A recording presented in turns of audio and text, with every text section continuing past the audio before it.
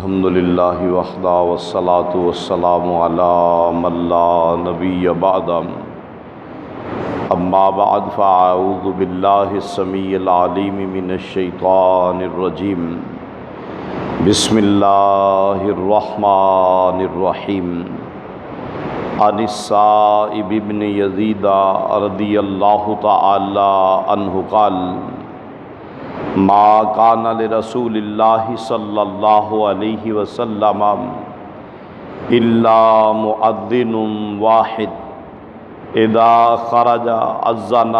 واذا نزل اقام وابو بکر وعمر كذلك الى آخرہ رواہ ابن ماجہ رحمہ اللہ۔ جناب سیدنا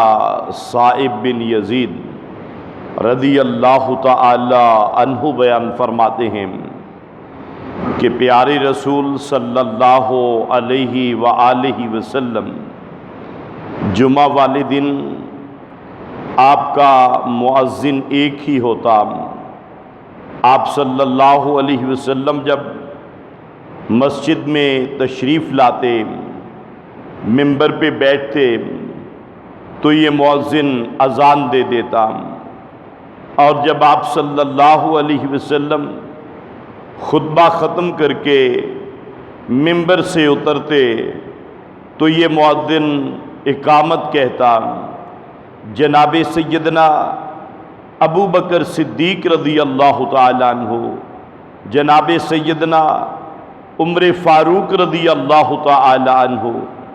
آپ کے دور مبارک میں بھی یہی طریقہ کار رہا،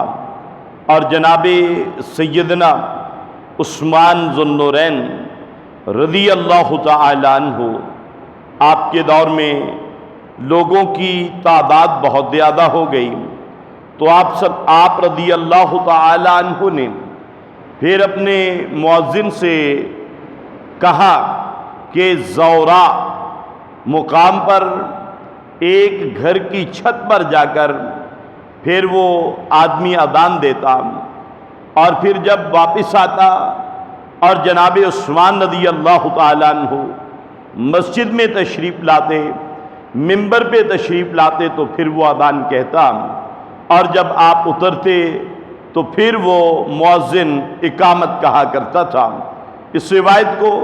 امام ابن ماجہ رحمہ اللہ نے اپنی کتاب میں نقل کیا۔ نماز جمعہ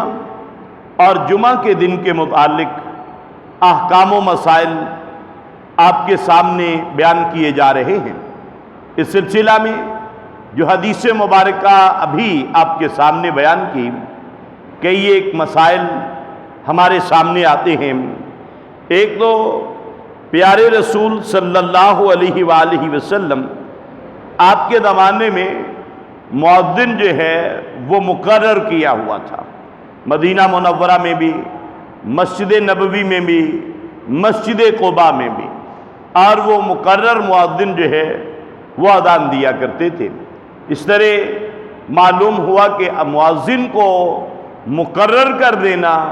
یہ بھی آپ صلی اللہ علیہ وسلم کی سنت ہے۔ ویسے اذان کوئی دوسرا بھی دے دے تو اس میں کوئی قباحت والی بات نہیں ہے، لیکن مؤذن کی اجازت کے ساتھ۔ اور اس کے بعد پھر آپ صلی اللہ علیہ وسلم جمعہ والے دن نماز جمعہ سے پہلے جب آپ گھر سے تشریف لاتے، آپ سیدھے آ کے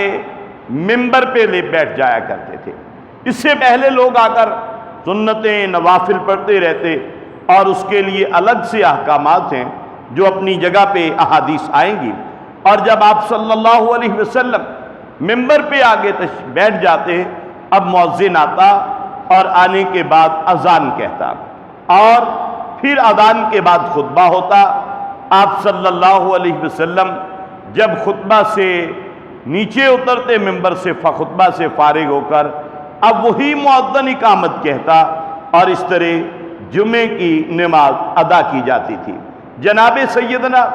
ابو بکر صدیق رضی اللہ تعالیٰ عنہ کے دور مبارک میں بھی یہی طریقہ کار جاری رہا۔ جناب سیدنا عمر فاروق رضی اللہ تعالیٰ عنہ کے دور میں بھی یہی طریقہ کار رائج رہا۔ پھر جناب عثمان رضی اللہ تعالیٰ عنہ جب آپ کا زمانہ آیا، چونکہ سپیکر اس وقت نہیں ہوتے تھے، اس لیے لوگوں کی آبادی مدینہ منورہ میں بہت بڑھ گئی۔ مسجد نبوی میں کہی گئی اذان وہ سب لوگوں تک نہیں پہنچتے تھے۔ اس سے یہ معلوم ہوتا ہے کہ بستی کے اندر اذان کا اہتمام اس انداز سے کیا جائے کہ ساری بستی والوں تک آواز پہنچے، اس قسم کا اہتمام کیا جائے، چونکہ یہ ممکن نہیں تھا، آبادی بہت زیادہ بڑھ گئی تھی۔ اب کیا ہوا؟ اب جناب عثمان رضی اللہ تعالیٰ عنہ آپ نے پھر اپنے مؤذن سے کہا کہ آپ مدینہ کے قریب جو زورا مقام ہے وہاں پر ایک گھر کی چھت پر وہ مؤذن اذان دیتا اور پھر واپس مسجد میں آتا، اور جناب عثمان رضی اللہ تعالیٰ عنہ جب سنت کے مطابق تشریف لاتے اور منبر پہ بیٹھ جاتے تو پھر وہ مؤذن جو ہے مسجد میں گویا کہ ایک ہی اذان ہوتی تھی۔ جناب عثمان رضی اللہ تعالیٰ عنہ آپ کے دور مبارک میں بھی دوسری اذان وہ مسجد سے باہر ہوتی تھی کہ جو کہ لوگوں کو مطلع کرنے کے لیے صرف اس لیے دی جاتی تھی کیونکہ پہلی اذان جو ہے وہ مسجد میں اگر دی جاتی تو سب لوگوں تک اس کی آواز نہیں پہنچتی تھی، صرف اس مقصد کے لیے۔ اس کو کوئی اضافہ نہیں کہا جاتا بلکہ وہ باہر دور جا کے، اور جب اس چیز کا اہتمام ہو جائے تو پھر اس کو ختم کر دیا جائے، اور یہی سنت ہے آپ صلی اللہ علیہ وآلہ وسلم کی، یہی طرز عمل صحابہ رضوان اللہ علیہم اجمعین کا ہے۔ اللہ عز و جل سے دعا ہے اللہ پاک ہمیں بھی قرآن و سنت کے مطابق اپنے عقائد، اعمال، اخلاق و کردار کو سنوارنے کی توفیق عطا فرمائے۔ وما علینا الا البلاغ المبین۔